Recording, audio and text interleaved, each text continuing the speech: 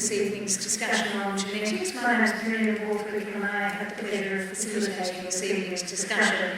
At the outset, I would like to acknowledge that we're meeting on the lands of the Wajak people of the Noongar Nation and pay my respects to their elders past and present.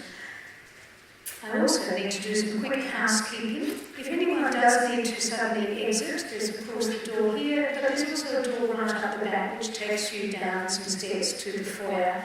Bathrooms are halfway along the foyer. On the left-hand side you see the fire hydrant, and that's where you turn left. And if in the unforeseen circumstances something untoward happens and we need to leave the building, there's double doors there and we will go straight out. That takes us to the demonstration. Have I done something else? Oh, thank you, Nigel. Tonight we're going to be discussing many aspects of genetic diseases, what they are, their prevalence, how they can be identified, the benefits that can flow from a diagnosis, and what the future holds. We'll also hear about genetic counselling and a really leading pre-pregnancy screening study which Western Australia is hosting at the moment. Rare diseases and malformations cause 51% of deaths in the first year of life. However, nearly 90% of couples at risk of having a baby with a devastating or debilitating genetic disease have no family history and no knowledge that they are at risk. In fact, each of us, Nigel tells me, carry the risk of about 3 to 5 genetic mutations. But the real experts are here next to me, and I'm delighted to welcome our panel. Of course, they have obligingly sat underneath their labs. We should have tricked them and jumped around for a second. So on the end we have Professor Nigel Laing, AO, an internationally renowned geneticist who heads up the Neurogenetic Diseases Laboratory here at the Perkins Institute of Medical Research. He is a world leader in investigating the genetic causes of muscular diseases in newborn babies and children. He actually has a muscular disease named after him, the Laing distal myopathy. His laboratory has discovered more than 30 disease genes already, and I believe more are closely in the pipeline. So we're very fortunate to have him with us here at the Perkins and with us here this evening.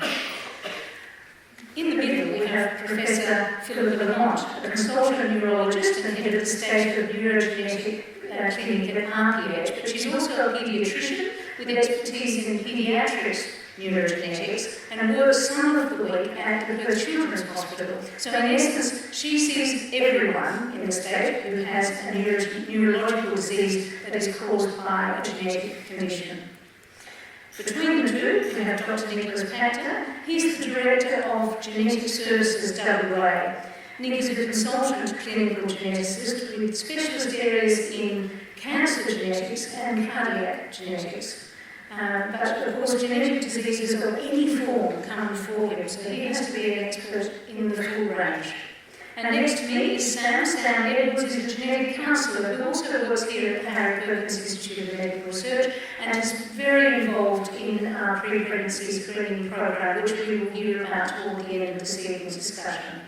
So let's get underway, and I want to start, Nick, with you. If you wouldn't mind giving us sort of a scene setter, an overview of how would you briefly describe what genetic diseases are? Okay, thanks, Miriam. Can everyone hear me? Yeah, looks like it. So, genetic conditions are conditions that are fundamentally explained by changes in our DNA, specifically in what we call coding, or the part of the DNA that we know is related to making proteins or instructions in the body. So when there is a change or alteration in that DNA coding, but the gene, that can lead to disease. And that's the particular conditions that we're interested in, or I'm interested in, that we see clinically. How common are they? Well, individually, genetic disorders are actually fairly rare. They can range from once in a lifetime, you might come across one, to some disorders are quite commonly carried within the population. I think the big thing though is collectively between all of them, they're actually quite common as a group, and that certainly keeps me busy all day, every day, and our team and Phillipa. So I think collectively they would certainly account for a fair proportion of the population. Do we have a sense of number? How many? Well, it's hard to put them all together. Some conditions can be 1 in 50,000 people, that's on the rare end, but some conditions we can see as many as 1-2% of the population. It really just, again, it depends on the severity. And are they caused, we are concerned about environmental impacts, are they caused much by pollution, foods, chemicals in our lives? So the basis for genetic conditions, DNA alterations or mutations as we term, we still don't fully understand what causes the mutations to occur. Most of them, it seems to be just a natural part of evolution, why we're able to adapt. So there's no specific cause that's been linked to that. I think for the conditions that I see where they clearly run in families, the genetic basis is the strongest basis. But what we're beginning to understand, and I don't think we did at first, but we do more now, is that we realise that not necessarily everybody with a genetic change gets a condition. And I think more and more we're realising that either other genetic factors or specifically the environment may influence whether you express the condition, whether you get physical effects. Also what we're seeing more and more is that there are common conditions out there that don't necessarily fit a familial inheritance, what we call complex diseases. We now know that there is a genetic basis to them, but it's very much an interplay with the environment. So I think this complex interplay is something that's we're beginning to understand a bit more. But primarily most of them are passed on over generations. Correct. Okay. So just also briefly, what does Genetic Services WA do? Do you diagnose conditions? So we actually do a range of things. So we're first of all part of the health department. We're a clinical service. And really we are a service for specialists, GPs out there to refer. It might be around diagnosis, so particularly in the paediatric setting we are seeing children with either developmental anomalies or developmental delay or some sort of problem, often multiple problems, trying to tie together what the underlying cause is, and quite often that can be a genetic basis. So we make an assessment of that and try and put the pieces of the puzzle together and work out which gene might go towards explaining. I think making a diagnosis in that setting is actually quite useful. I think there is a journey that many patients and families go through. It often can be quite a long time to making a diagnosis. So finding the underlying genetic or molecular cause helps explain that. It can facilitate if there are any other health problems that could be associated, and you can direct your medical care towards that. It certainly helps families if they're thinking about further children, whether there's a risk of it happening again in recurrence. And I think as we're moving towards, as we understand the molecular basis of genetic conditions, towards can there be a specific treatment, and that's the exciting area. Yeah, we're definitely going to be moving toward that during that discussion. Phillipa, what are some of the conditions you see? So I see any, you can hear me? Yes, good. I see any condition which has a genetic basis that affects the nervous system. Now the nervous system extends from the brain, the spinal cord, peripheral, the proximal nerves, the plexuses, nerves, neuromuscular junction and muscles, basically. So it's like a tree, upside down tree, I always tell people. Let's just go on a patient journey. So let's say a patient comes to you, a young boy, he walks in, has big calves, a waddling gait, he's falling behind at school. Yep. How do you diagnose his condition? Well, I'll take a step back and say that the first thing we do when we see a patient is, as all neurologists do, where is the problem? Where is the problem? The muscle, the nerve, the spinal cord, the brain. And for obviously the gestalt, as you understand, this little fella walks in and my heart sinks, because I think of that being probably a boy with Duchenne muscular dystrophy, 4 or 5 years old, beginning to waddle, can't keep up with everybody. So immediately, so it's not always that obvious. Sometimes you really have to examine people very carefully, go forward with muscle biopsies, MRIs of brains, all those sort of things to try and work out more. But in that situation, In the old days, we'd have to do a muscle biopsy, look at the various bits of the dystrophin gene, like immunostain for them. These days, we go straight to a panel. And now dystrophin's an enormous gene. Nigel knows how many exons. How many exons, Nigel? Come on, you know it. Can't remember. Over 300. Yeah, it's 187, I think, something like that. It's a lot, okay? It's a lot. And in the old days, we'd be able to look for the 65% or 70% of people who had a great big lump of exons missing. Now we can pick one single base pair in literally thousands of base pairs. So that for us, before we go to a muscle biopsy, that's what we would go to. We do the genetics.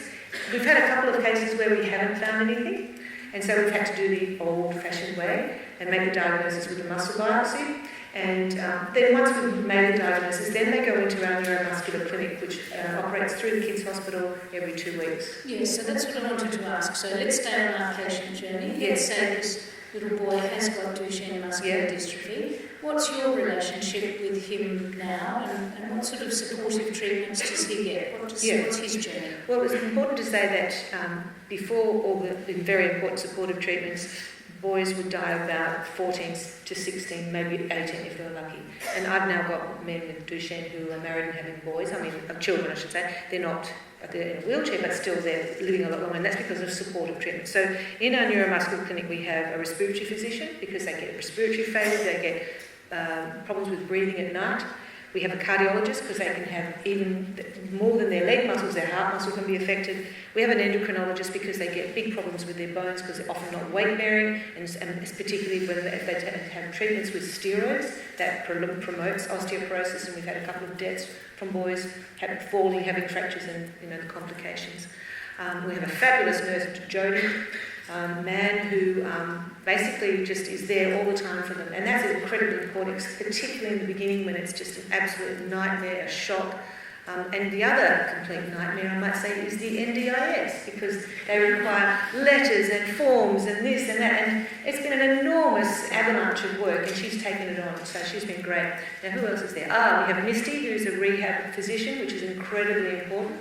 She gets the boys into blocks of rehab if they're getting tight in their tendo Achilles and things like that. We have a dietitian because often when the boys go onto steroids, I'll talk about steroids in a minute, they'll get chubby, so she's there, a dietitian's there. So basically these boys we used to have to come to the hospital once a week all the time, all through the year, and they'd be missing school, and we thought we'd put it all together. And so once every 6 months they come and hopefully get it all done. The one thing they have to come back for is a sleep study, but at least they don't have to come in and the respiratory physician says, you need a sleep study, now come back in 2 weeks' time. So we get as much done as we can, and I think the patients really appreciate it. They've also formed, we've got the young Duchenne group once, they come together and they found that to be incredibly helpful. They go off and have morning tea and all the boys know each other, and the only trouble is they gang up on us, but we can cope. So it sounds like a really well coordinated service. It really is, yeah.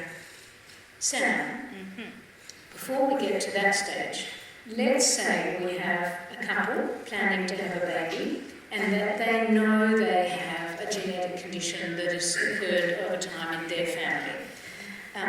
If we just put aside pre-pregnancy carrier screening for the moment, because we'll talk about that later, but let's say they're planning to have a baby, what options do they have if they would like to choose to reduce their risk of having that genetic condition in their baby? Sure. They have a few options. I guess the two that most would go towards are either going down an IVF route and testing the embryos before implantation, so pre-implantation genetic diagnosis is the title, or PGD, and that way they can identify which embryos are healthy or avoiding that condition, and only have those embryos implanted if that was their choice. And that's quite accurate? Yes. Okay. Yes. I guess the difficulty with that route is it's quite expensive, but it's not only costly in that sense, it's a hugely costly journey emotionally for the couple and for the woman. So that's not for everybody.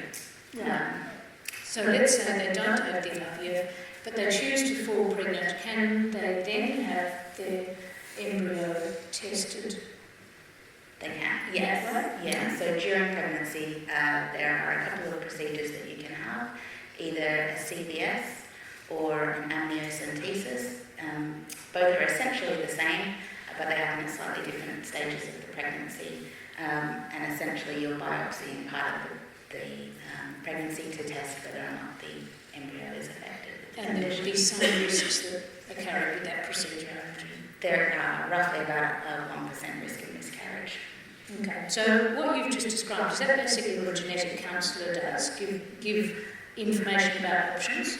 We do. We would lay out all of that information and then look at what, how the couple feels about that, what choices, how they would feel making each choice or going down each route, what works for them, and then making sure that whatever choice they wanted to make, they have support in making that. And we facilitate that journey for them. Nigel, how did all of this analysis occur before the Human Genome Project? So before the Human Genome Project, it was possible to analyse a very small number of genes, because only a very small number of disease genes had been discovered by then. And so the first major human disease gene that was fully sequenced was the Duchenne muscular dystrophy gene. So it's 2.5 million base pairs long, so it's the biggest gene we have, but it's not the largest number of exons, it's only 79. And that was fully sequenced and published on the 31st of July 1987. Are you sure? Yes. Because that week was the week I started doing human genetics research at Duke University in North Carolina. And we went there to try and find disease genes, and the week I arrived, that was identified and came out and published. And that was just the start of this amazing journey of trying to find all these different disease genes. So prior to that... It was the dark ages of genetics. But genetics did exist, so what was the process? So before the genes were found, you could do other tests to try and work out what... Muscle biopsies? Muscle biopsies is one to try and work out what the kids had. But it was a lot less accurate than finding the genetic answer. The genetic answer, if you think about it, pinpoints one, perhaps, base change in the entire genetic makeup of that patient. And the way that I talk about that is the UK Genome Project calculated it would take a typist 50 years typing to type out the human genome. So basically, when you're trying to find the cause of a genetic disease, you're looking for one typographical error in 50 years of typing, which is what the clinicians expect us to do in the diagnostic lab on a regular basis. We'll stop using 2-10-finger typing then. Oh, yes. We'll try and narrow it down for you. That's Yeah, we fine. do. But for families who were experiencing a genetic condition that was repeating in subsequent generations, you know what I'm leaving you, because she's sitting in the front seat here, is Dr. Patricia Kalis's work, which was groundbreaking in Western Australia. So what Patricia Kalis did was work out ways of trying to find which members of obvious Duchenne families, which of the women in the families were carriers. So they invented ways of doing a muscle biopsy in the women, because sometimes the carrier will show signs in the muscle biopsy, and sometimes they will show an elevated CK like the boys, but not so much. We should explain it's an X-linked condition, so women carry it and boys get it. So, It's an excellent condition, women carry it.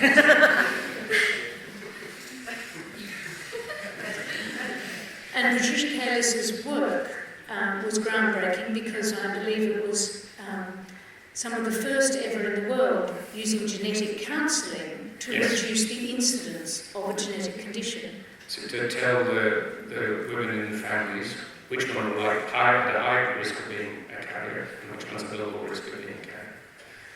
And the result of that was that the number of boys born with Duchenne muscular dystrophy in Western Australia was significantly reduced. And Western Australia was one of the first places in the world where that happened. at that time, it was a disease which killed them at 12. WA, though, has an interesting spike, not spike's the wrong word, population, a big motor neuron disease family. Why is that? Western Australia has an enormous inherited motor neuron disease family. You're going to say we're mutants again, aren't you? I'm not going to say we're mutants. Because one man came to Western Australia from England in the 1800s, and he was carrying a mutation that causes motor neuron disease.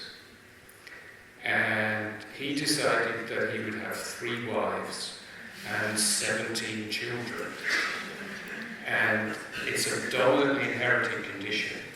So it's a 50-50 chance of whether or not you'll get the mutation. So 8.5 of his 17 children got the mutation. And by the time Patricia put the pedigree together, there were 500 people in the family that we knew of. And basically that family was losing somebody to motor neuron disease every year. And the reason I went to work at Duke University in North Carolina was to work with a guy called Tipu Sadiq, who was a Pakistani who had who wanted to try and find the genes that caused motor neuron disease. Because what he said was, we know that in 5 to 10% of cases, motor neuron disease runs in families. The rest are sporadic, we have no idea what causes them. So let's find the genes. We know they're there, we can find them. And basically he was laughed at and said you would never get enough patients' DNA samples together, enough families where you could track down where the gene was. And the whole point about the West Australian family, they had a branch of the family in South Australia as well, was that we managed to collect a DNA sample from somebody in South Australia and somebody in Western Australia. And they went back and were related through their great-grandfather. So by the time you did that, they only had a very small percentage of their DNA in common. And they both had the motor neuron disease, so the mutation had to be in that wee bit. So in fact, the West Australian and South Australian family was absolutely crucial in helping track down where the gene was. And the gene was published in 1993. The gene name is SOD1, which I keep saying is a really good name for a gene that causes motor neuron disease. And so that was the story of that. And just to finish before we move on to the sort of current practices, some of the work that Patricia Perkins is still relevant today, isn't it? Some of the samples. Do you still use... We're still working with some of the families that Patricia worked with. The thing about genetics is it runs in families.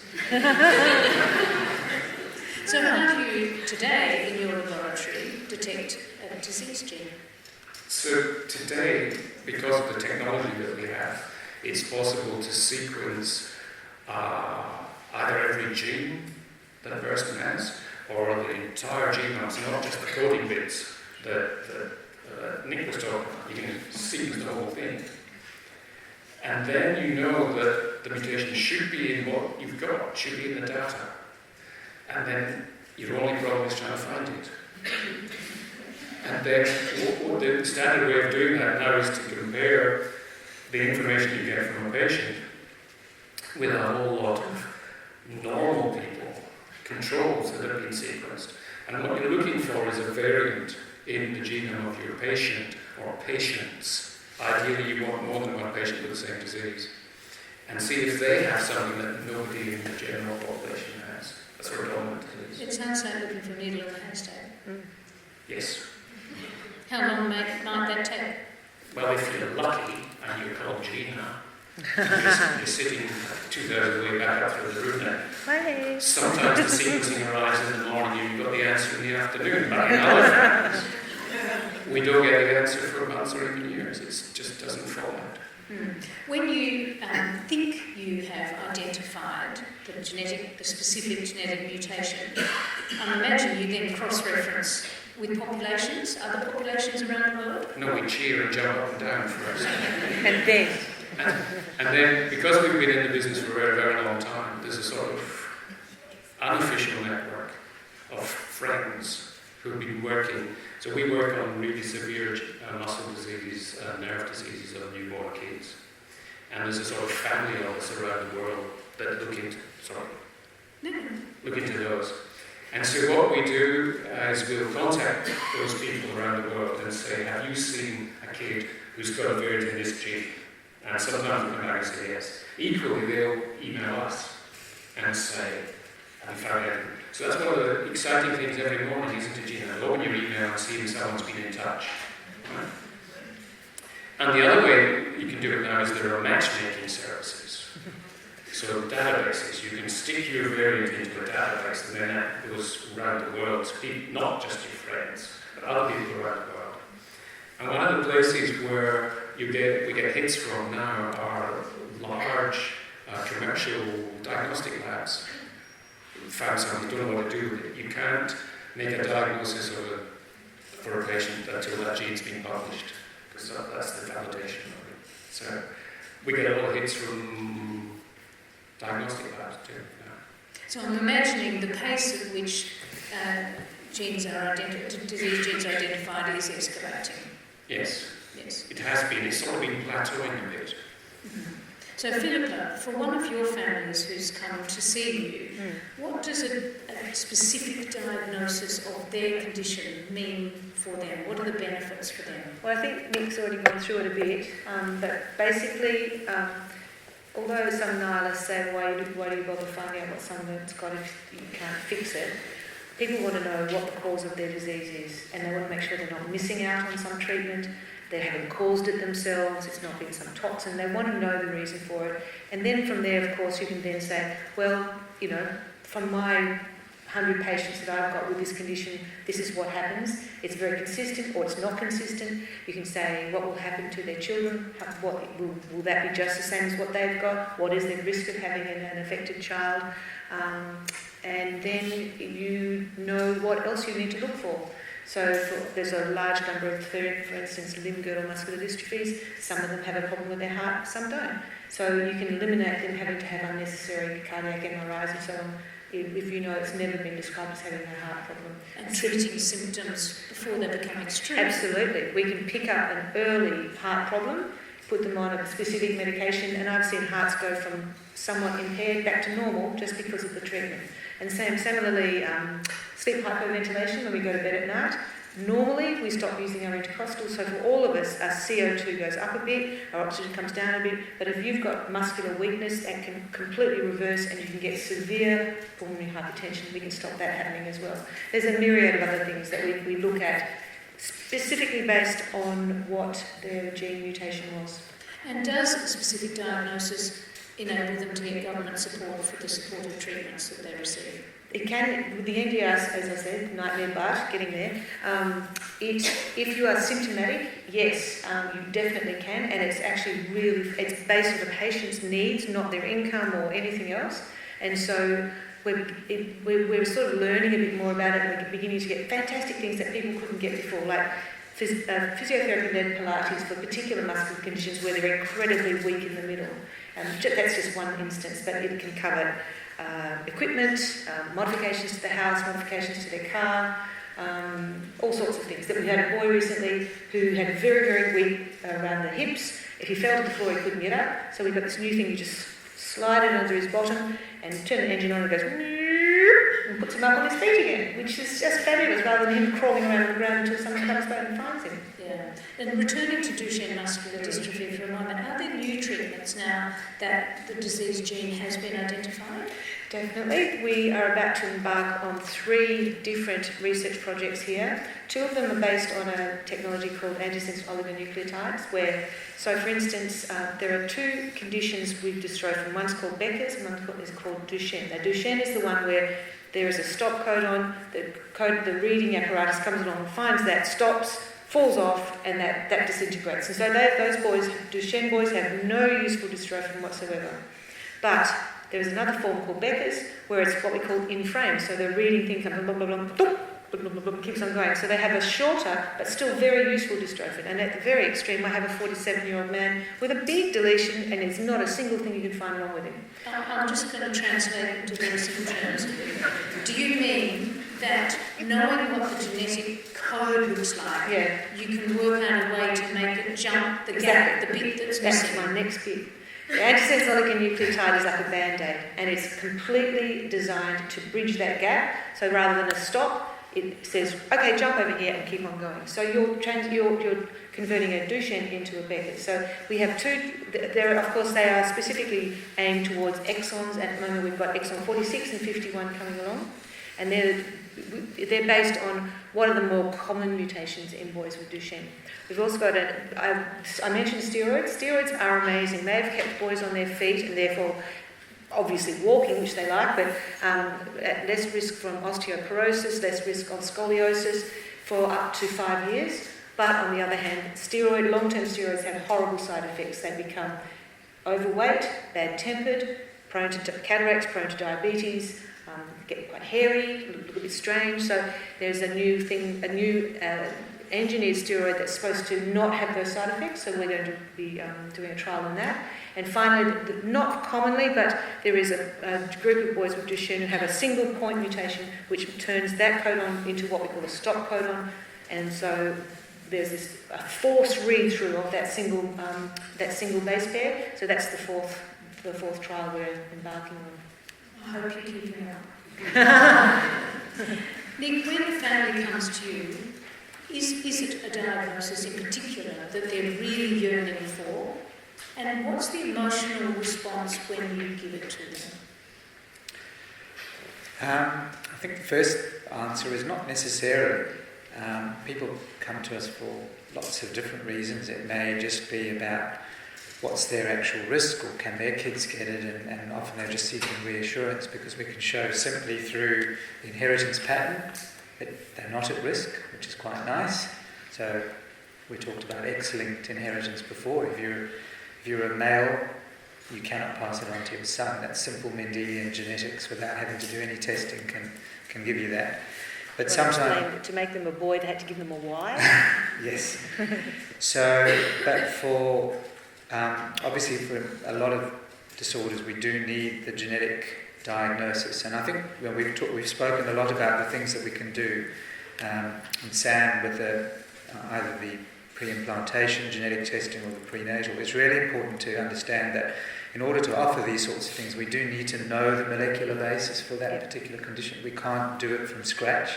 We need to target or isolate the correct gene and then found the specific change, and actually have some evidence that that particular change is causing the condition. So we go from discovery to actually proof, and then our job where we're trying to make sense and use this in a clinical setting to help patients. So I think we need that proof as well. Do some people, when they receive the diagnosis, do parents feel that they are to blame? We do. We get quite a range of, I guess. For some it's relief. As I said, it's been a long journey, and with good explanation, they understand that it wasn't necessarily their fault. And I think that for us, it's about normalising it. It's genetic changes are not due to anything that anyone's done. As I said, we don't understand the basis. It's not an exposure. It's not anything you've done. And often people have just not been aware that that's been the case. So we try and normalise it and explain that it's just happened, and we can use the information going forward, and that's often a positive thing. So I think an initial reaction is a bit of despair and grief, but I think with time people do realise that it's helping the rest of the family. At the risk of sounding flippant, I often say to patients, don't worry, you gave them 30,000 fabulous genes and just one bad one. And I know it sounds flippant, but they sort of go, oh yeah, okay, yeah, I did give them pretty good stuff. Yeah. And of the whole range, not just the neuromuscular, but the whole range of genetic diseases that you see, what percentage might be able to be specifically identified at the moment? Oh, again, how long is a piece of string? It depends on the condition. I think it's important. Our job is to make a clinical diagnosis. So again, coming back to the paediatric setting, if we can make a confident clinical diagnosis and there is a specific gene linked to that condition, then we've got a fairly good chance with the technology, and that's improving. When the condition's a little less specific and we may not make an actual diagnosis, but perhaps we've described a constellation of features, and so we've got an idea in mind of a group of disorders. So, for example, we might have specifically a kid with developmental delay, but specifically their speech is not coming along that well, then we can think of a group of disorders that might fit that. That's where we might say to Nigel and his team, can we look at this group of genes, the panel of genes? So again, that will improve our pickup rate. Then it can come to other conditions, for example, where we test for, say, breast cancer in the family or certain types of cancer. There, unfortunately, our detection rates are not nearly as high because we're not as good at picking out which of the genetic ones from which of the just occur due to other factors. So it depends on the type of condition. I think the important principle is there are very few conditions where there is a 100% chance of finding it, and that can be because our diagnosis, while our clinical diagnosis is accurate, there may be an alternative genetic explanation, there may be an alternative non-genetic explanation, or the technology that we're using has missed it. We've gone through that big sieve, we're looking for the typographical error, and we've missed it because it doesn't come up in our analysis. And does all of this cost a family? So we're quite fortunate in WA in that if you're a WA patient and we can offer the testing within our WA state laboratory, then there is no cost incurred to the patient. It will be covered by the health system. Mm-hmm. Nigel, I know your lab gets contacted sometimes from families, laboratories, but families from around the world desperate to know what the genetic condition might be that has caused a child either to have been born with severe disability. What percentage of disease genes or these types of incidents come out of nowhere? They have nothing previously in their family. How often does that happen? That happens quite a lot. So if it's a really severe disorder, which is incompatible with life, beyond the first year or so, then it can't be in either of the parents, because they wouldn't have made it to being parents. So there are basically two ways in which a child can have a disease that severe. One is by a new mutation. So you can analyse the child's DNA, and you can find a variant that neither of the parent has when you examine their blood. And so then that mutation has arisen perhaps even just the sperm or the egg that child came from. An alternative is that one of the parents is what's called a genetic mosaic for that mutation. So some of the parent cells have that variant. Genetics is amazing. Any scenario you can think of has happened sometime. And the other way that a child can have a really severe condition like that is if it's a recessive disease. And a recessive disease is when you need to have a mutation in the gene that you've inherited from your father and the same gene that you've inherited from your mother. And recessive diseases, the mum and dad are carriers, which means they're not affected by the condition, but 1 in 4 of their children will have it. So that's and it basically wouldn't have appeared because in each side's family going back, there might not have been 2 people with it, so but it has carried on. And some recessive diseases are incredibly rare, and some are incredibly common. 1 in 25 of us carry a cystic fibrosis gene, and it's thought it's because it protected us against typhoid in the old days. To be a carrier protected us against typhoid, and so it became commoner because we survived. How far back can you trace a disease gene? What? How many DNA samples can you get? So there was a paper came out recently from Hong Kong describing a variant in the disease gene that Gina identified. And the researchers in Hong Kong reckoned that this one variant is responsible for most of the kids in China who have this condition. And they worked out how many thousands of years ago the mutation arose. I can't remember how many thousand years ago. 6,000 years ago. So someone 6,000 years ago had a mutation. What about dominantly inherited Parkinson's disease? Dominantly inherited Parkinson's disease was when that first was tracked down. It was a great story. So it was 2 large dominant families in the United States, but they were both Italian. Both Italian. Did you say? Italian origin families, right? They tracked it back, and it came from one village in Italy in the 1600s, was what they reckoned. So by so that whole lot of those genealogy programs we see advertised on television have other values. No.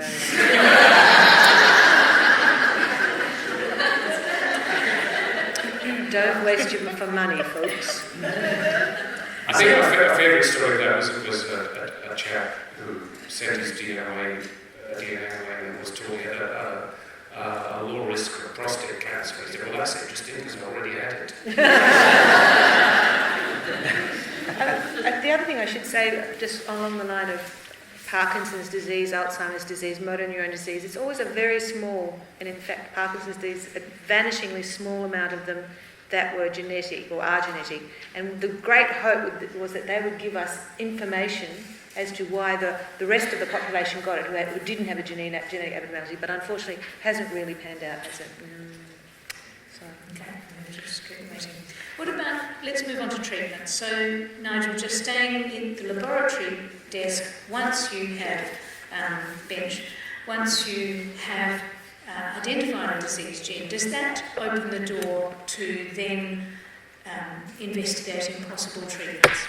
Yeah, because once you know what the mutation is, what type of mutation it is, what the protein that's affected is and what the protein does, you can start to rationally think about ways to circumvent that. Right? So if the disease is caused by complete absence of an enzyme, for example, then what you can do is you can replace the enzyme with enzyme replacement therapy. It's been going on for some time. If it's the Duchenne gene, and you know that if you can put a bandage over the next exon and get the thing back in frame, then you get better, you can work that way. One of the disease genes that we found, the actin gene, it's only 6 exons long, so you can't do the bandage and the skipping thing, because if you miss out one exon, you miss out so much of the protein. So basically you have to know what's going on with the mutation, and then you can start to think of ways to deal with it. So you also talk about gene editing? No. It's a kind of trend thing, but it's starting with some conditions, but not many. If you think of the diseases that we work with, for example, like muscle diseases, muscle is 40% of our body. So if you're going to do a gene editing thing, you have to go into that volume of the body and edit a lot. Tell us about zebrafish. So zebrafish are wonderful things. They're stripy. Yes. And they're so small, you can grow them in sort of... Buckets. Yeah. You can have 70,000 of them in a bucket. They're a lot cheaper than mice. And you can actually grow them and make them swim around in what's called a 96-well plate, which is, a plate about that size of 96 wells in it. So you can stick a fish in each of those wells. And then you can do a drug screen with the fish. So if you have a fish that isn't moving very well because you're giving it a muscle disease, you can make them swim around in there, give them a whole series of drugs, and try and find one that improves their swimming. The Ian Thorpe of the zebrafish. Yeah. So you've got tanks at home that you want to invest about? No, but there are people in Australia who do that. A guy in Monash especially, we collaborate with Rob Rice and Richardson. I do not know how many hundreds of thousands of zebrafish they've got through doing a drug screen, but they've actually got some positive looking results out of doing this. It's true. And the great thing about that is that this is not a drug that has to be invented and taken through incredibly expensive and time-consuming trials, human trials. These are drugs like Epilum that are already there being used for epilepsy, so you don't have all that cost and time wastage. Mm. Nick, you talked a little bit about the repurposing of some drugs. Yes, and that's exactly what Phillipa was referring to. I think it's a really exciting area because I think you can try and develop new drugs to try and target these, but that's going to be very expensive. And particularly when you're trying to then trial these in humans on very rare conditions, you can have very few people to try out. So that's going to be an expensive process. But drug repurposing is very exciting. So it takes a lot of data sifting. You have to really know your drugs quite well and know the pathways. But if you can match if you've got all the stats on your existing drugs and you then match it to pathways that are involved in the particular condition that you're studying, if you can, as I said, match that up, then you can particularly find a drug that fits that pathway. You already know the side effect profile because that drug has been used in a different indication, and then you can begin with your trials to see if it works, knowing that the safety is there. We're starting to see there's a couple of examples, not too many at the moment. So they're couple of rare disorders that I can think of. So there's a very rare genetic condition called Wolfram Syndrome. It affects children. They develop diabetes and blindness and hearing loss, and they have neurological problems. So what they've discovered, I think this was in the UK, is that an anticonvulsant, an anti-epileptic agent, sodium valproate, seems to be involved in the pathway of the gene problem for Wolfram syndrome. So some early trials there are promising. I also know that there is for another example, of bone disorders, so what we call the skeletal dysplasia. This is where the bone structure of the child is very abnormal, and that child doesn't grow and has a lot of bony abnormalities, curvature of the spines. So like a spondylo, what we call a spondylodysostosis. Again, I think quite serendipitously, another anticonvulsant, carbamazepine, Tegretol, has been shown again to have good effects, particularly if you take that particular genetic condition and you put it into a mouse.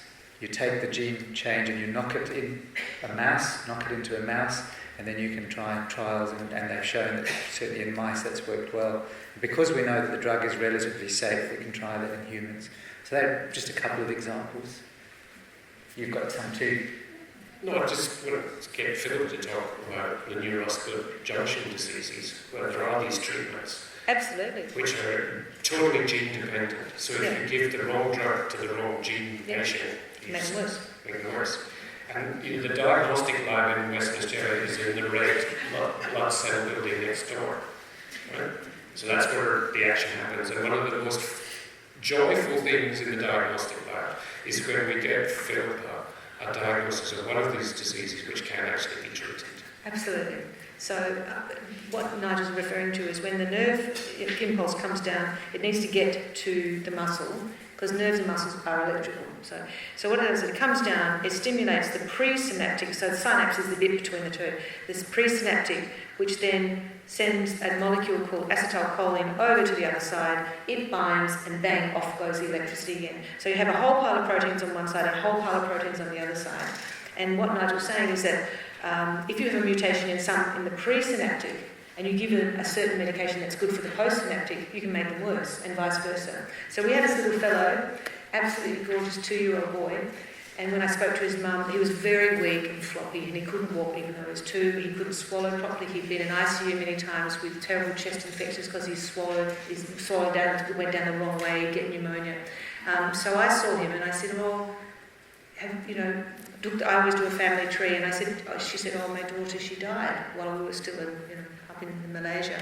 And I said, did she look like you, Tom? And she said, she did look like you, Tom. So we already think, there's genetic. We've got an older sister dying, very floppy boy, and he had a few clues. He had very droopy eyelids, and he couldn't swallow. So you think of a thing called myasthenia. Now, most myasthenia is due to an antibody being produced by the body and attacking the receptor.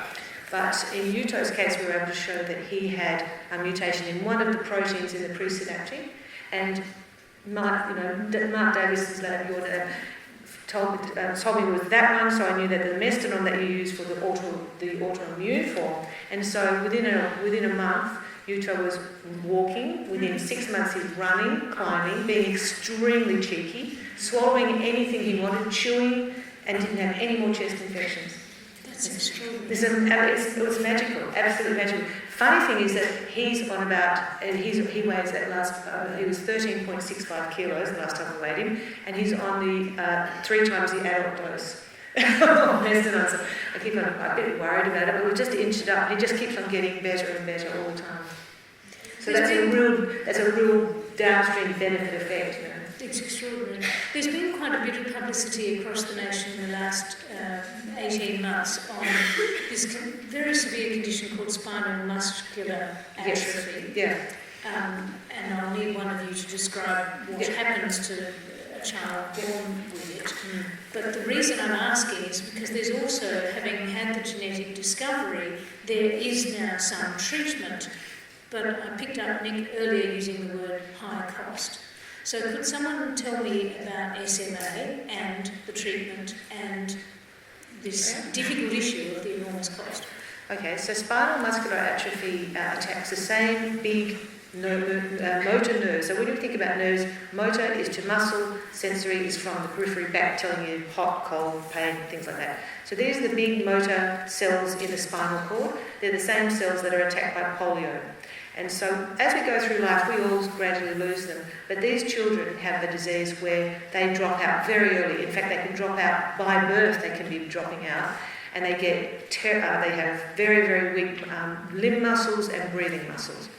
And so there is a genetic therapy, I don't think we'll go into it now, where it basically makes a second spinal muscular atrophy gene work really well. And that has been developed, again, through antisense oligonucleotide, the sort of band-aid therapy.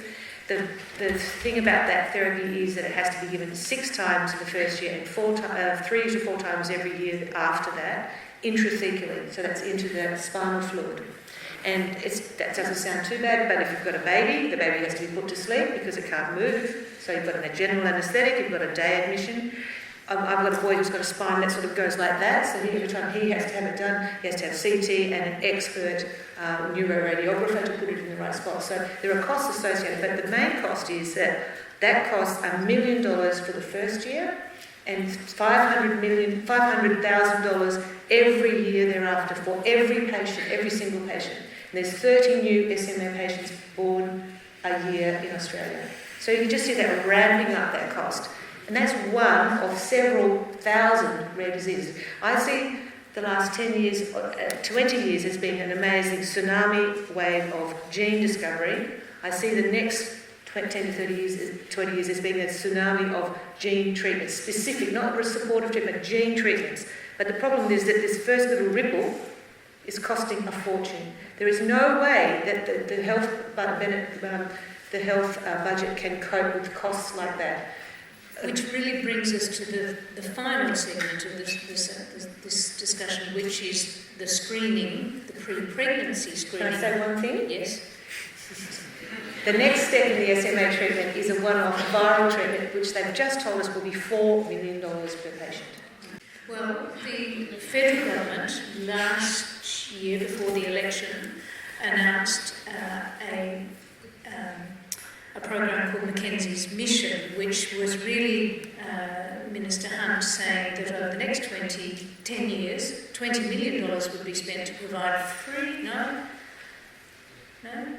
pre-pregnancy carrier screening for couples planning to have a baby, if they would like to choose that. Nick, right now though, I mean, when women, Phillipa and my age, were having babies, we went off and, had some sort of a screening. I think it was primarily for Down syndrome. So before we go to the program of pre-pregnancy carrier screening, which is coming and which is being trialled in WA, what does a young mum right now who's pregnant, what's the type of screening that's available to her right now that happens fairly routinely? So as a routine, so if they go and see their GP, who's I guess astute enough to be thinking about what's out there, or if they're fortunate enough to go and see an obstetrician even prior to falling pregnant, then they will hear about certainly Down syndrome screening, which is available in a couple of forms now. Until recently, it would require the tests that Sam was talking about, an invasive test, the CVS, to actually find it. But what we've been able to do firstly was look at a combination of biochemistry in the blood, an ultrasound scan, and use some parameters in there to create a likelihood, not a guarantee, but a likelihood, and if you fell into what's called a high-risk group, then you should go on to have the invasive test, and if you were in a lower likelihood, then that risk was considered lower. So it's still primary Down syndrome that's being screened for as a routine thing for pregnant women? Correct, yes. Now, more recently, you can do that without having to resort to a much more accurate test, without having the invasive biopsy test. So non-invasive prenatal testing or screening is now available a little bit earlier in the pregnancy, so between 10 and 12 weeks. A blood test in mum is actually able to detect fetal cells and fetal DNA, and again give you a likelihood of Down syndrome or some other chromosome disorders as well, and again guiding who might need more invasive testing.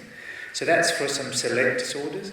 I think it's important to acknowledge just an ultrasound in pregnancy is screening for a number of different things, not necessarily genetic disorders, but that would include.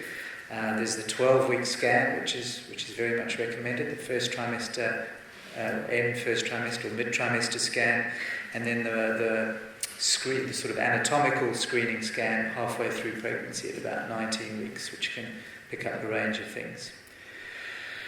I think it was recognised within Australia that there are a few genetic conditions that are slightly more common, particularly in certain population groups. So, for example, as Phillipa mentioned, in the Western Caucasian population, cystic fibrosis with the 1 in 25 carrier frequency. We can be a little bit more proactive. So even if there isn't a family history, there are tests that have emerged that can specifically test for common mutations. So can a young woman or young couple choose to have screening and pay extra to get more? So at the moment, the way that works is it would, as I said, the doctor would need to recognise that it was out there, or the couple would need to be aware and request it. At the moment, that's not available at a publicly funded level, so you would have to pay through a private company to do that. If there's a family history of that particular condition, then that's different. So again, our role at Genetic Services is to explore when there is a family history, and we can arrange publicly funded testing. Right. But when there's absolutely no family history, then it's opportunistic. So in Mackenzie's mission, Greg Hunt insisted that for every high chance couple we identify with Mackenzie's mission, they can have one round of pre-implantation genetic diagnosis if they wish. Free. He wants it done that way. Wow. And you may know that that's working its way through the system more. The trouble is that IVF does, even if you're a perfectly fertile couple, it still does reduce your fertility by more than half, doesn't it? Well, yes. I think with IVF, people forget that there is a natural attrition rate. As a couple, any healthy couple, when you try and fall pregnant, what you don't know is you're probably losing a number of pregnancies that are just spontaneously miscarrying and you don't even know about it. And so IVF is just really heightening that process. So your starting rate is already going to be that a third of pregnancies, you've only got about a 1 in 3 chance of being successful. And these are not people who are infertile. Yeah, correct. And then it just goes lower depending on other problems. So it heightens it. So IVF is, it's a great solution because it eliminates the genetic condition, but there are a number of problems with it. It's a difficult process. Yes, the testing is accurate when we can find the disorder, but one has to be very careful to make sure that it is accurate. You have to do a number of tests and explore a family and get samples from all the family members that have the condition. So you have to do feasibility studies. So it's certainly quite a bumpy road to get there. Which leads me, Sam, to the Bustleton screening program. So can you give us a description of what the pilot program being run through the... you will have probably all heard of the Bustleton longitudinal study, which is a fabulous, well-recognised longitudinal studies that have been occurring down in the Bustleton region since the 1960s. At a very fundamental level, it means that the people of Bustleton are very good at volunteering. And so the pre-pregnancy carrier screening program, which is being run and you've been very involved in, how many disease genes is that offering screening to couples for? Over 400. Right, so very different from what is otherwise currently available. Absolutely. So tell us about what more about that. So, sure. So we have been recruiting since September of last year. We aimed, or are aiming, to recruit 250 couples to the study, and so far have recruited a little over 160. Over 130 of those have had testing and received results back. So you have to be a couple to participate. It's not on an individual basis, and you receive your results as a couple. Both individuals in the couple will provide a blood sample, and they would then be screened for, as I said, over 400 conditions. And can I just ask, how were those conditions chosen? So they are all conditions that are either common, for example, cystic fibrosis or spinal muscular atrophy, Fragile X, you might have heard of as well, and very severe, life-limiting or even fatal in childhood or early infancy. So these are all childhood onset conditions. We are not looking at anything that starts later on in life in adulthood. And of the, what have we been screening, 150 odd couples now, how many have been found to have rare genetic conditions? Sure, carriers, yeah. So initially, and I guess it's a bit hard to say how many we really expected, but we were thinking probably about 1 in every 100, maybe 1 in every 50 couples would come back as a high-risk couple for one of these conditions that we're testing for. So far, as I said, we've tested over 130. We've actually identified 11 of those couples as high-risk couples. 4 of those are known to us because of the route that they've been recruited through, but 7 of those were previously unaware of being high risk for the condition that they were found to carry. So actually, at the moment, and my number crunching might be a little shoddy, but it's a bit more like 1 in every 20 couples is coming back as high risk. Which is... What sort of conditions are the unknown ones? Yeah, so again, you might think that the couples are coming back high risk for the more common ones, like cystic fibrosis and Fragile X and spinal muscular atrophy. In fact, I think of the 7 that we've identified as completely new, only 2 of those have been attributed to those 3 most common conditions. The other 5 are all very rare conditions. So it's also, it's amazing. Really interesting what's coming out of it. Yeah. Now I want to wrap up and give people some opportunity to ask questions on the floor, but just the final conclusion on that, Nigel, the purpose of this Bustleton Pregnancy Carrier Screening Program is really to inform the federal government's plan for its national program, isn't it? Yeah, sort of. Here in the West, we'd already decided we want to try and do a carrier screening program. And at the same time as we were heading down that path, getting the money together to do it and putting it in place and making it happen, the lobbying by the Casella family and various other people to have a federal carrier screening program initiated was going on. And the budget last year, they announced $20 million for Mackenzie's mission, which is a carrier screening project, where over 3 years our job is to try and see how we can make carrier screening freely available in the future to every Australian couple who wants to use it. That was what Prenatal wanted. And so that's what we're doing over the next 3 years. And at least 3 of the people sitting here are heavily involved in that in Western Australia. And certainly the West Australian project has been extremely important in getting us going and teaching us so much about how it actually works in practice. This is not new. Israel has been doing it for a long time, hasn't it? Israel has the sort of largest nationwide carrier screening program in the world at present, yes. They're screening over 60,000 people a year for a multitude of different recessive disorders. And the results have actually reduced the incidence of some diseases? Yes, for definite has, yeah.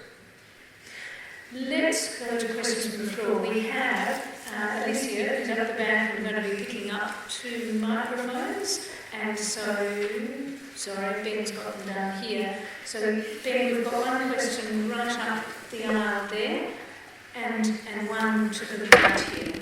So perhaps you two can split in different channels. Thank you. Ben, if you go up this aisle here. Thank you. Why don't you lead off? Here, Lizzie. Oh, sorry.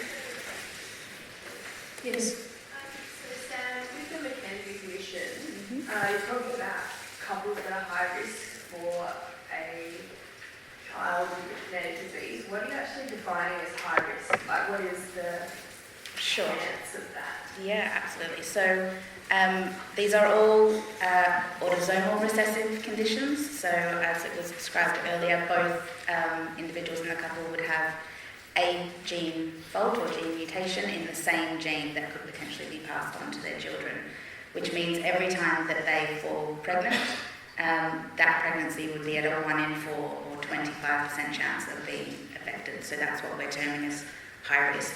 The other, we're also So what she's meaning, I think, is what alerted you to the fact that they were high risk? Had they had previously affected children? Is that what you mean? Kind of both. Kind of both, yeah. Okay, so what we term as high risk is that having a 1 in 4 chance of having a child that's affected. That's autosomal recessive or X-linked recessive, which we've also discussed tonight.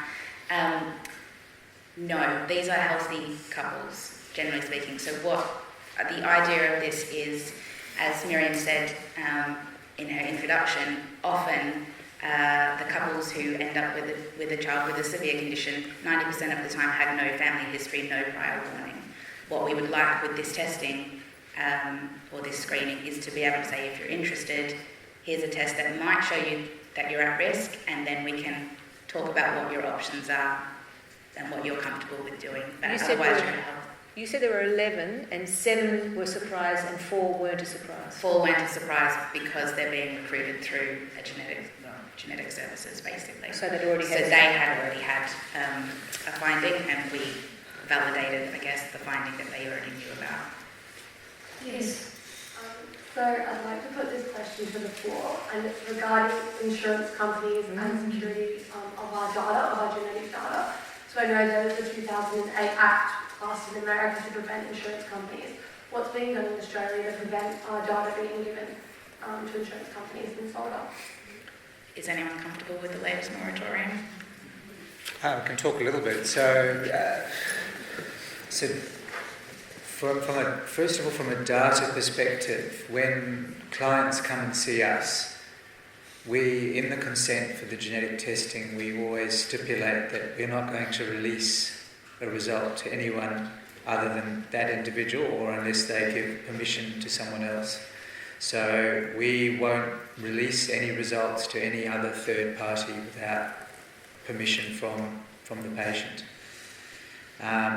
In terms of insurance here in Australia, it's been a little bit, I guess, different to the journey in the US.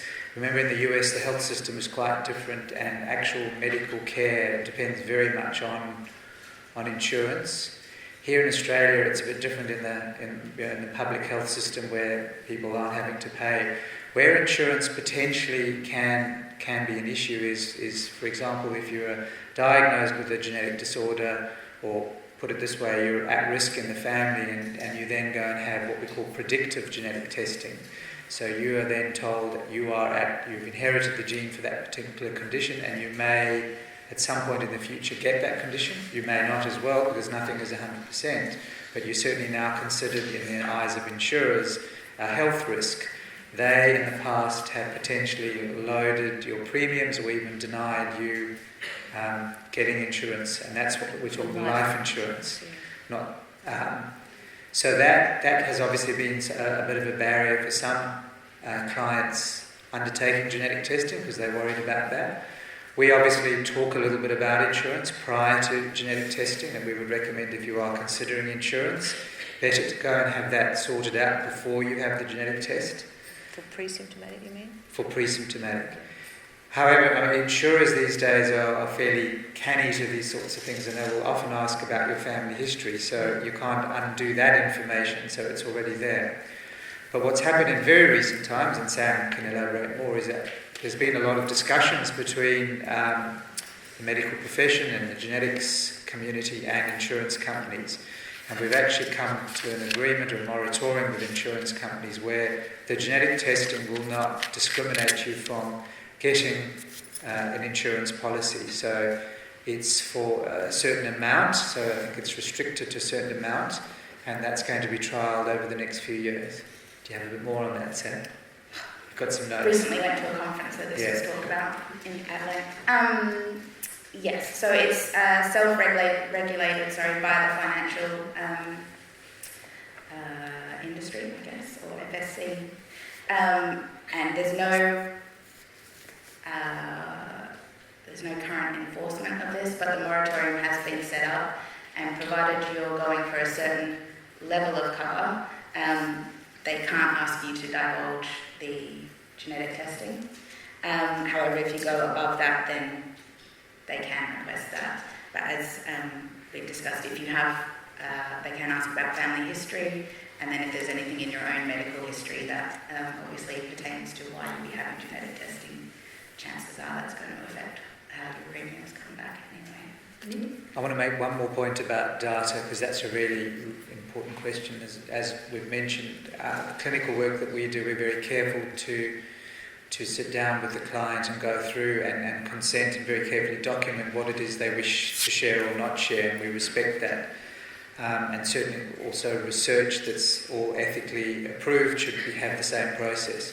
What's not very well regulated at the moment is, and we mentioned this a little bit earlier, is tests that you can access online, or you don't even necessarily need a doctor, what we call the direct-to-consumer testing. Many of these companies are sharing your genetics data with other third-party companies, and so one has to be very careful when undertaking that test. Yes, in the motion. Hi.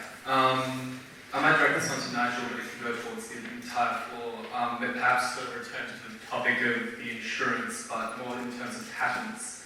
I had been doing some reading recently, and I was returned to the occasion in 2013 when this US company tried to file for a patent of a breast cancer gene in Australia. Now that was overturned by the High Court in 2015, but God knows these people will be able to work their way around it going into the future. How do you see the role of patents in the funding structure of genetic research going into the future? Because of course, the company, let's say, that had found that breast cancer gene and had turned over a patent of it in the US did incredibly well and managed to employ many, many people, such as yourself, many very clever people who did very good work. But all that very good work was held behind proprietary databases and was not contained within that free flow of information. So taking into account those Nick. Stop right now, Nick. It's my son. Stop. What do you think the role of this sort of funding structure is going to be? Okay, so as far as patenting human genes is concerned, I have always been totally against that idea. And I was very pleased when the US Supreme Court a number of years ago agreed with me. And I have refused to patent any of the disease genes that we have found. And I sort of hold with the same view as certain other people have, which was that our genome belongs to humanity, belongs to all of us. It does not belong to a private company. Unfortunately, the Supreme Court of the United States of America is not what it was. And I can see them reversing their original decision. And I know that some people are trying to get patenting for human genes back. I just totally disagree with it. It may be something we have to man the barricades for. If, however, you come up with a treatment, you create a treatment for a disease, then you've created something, and that to me is patentable. And you ought to be able to patent that. It's probably the only way that a new treatment, you're going to get enough money to make it into actual use. So that's my take on how patents should be applied to genetic diseases. Not for the diseases, genes themselves, but for any treatment that someone makes. Ben, we've got a question here that's been waiting for a minute. Thank you for that, Nick. You just keep on going.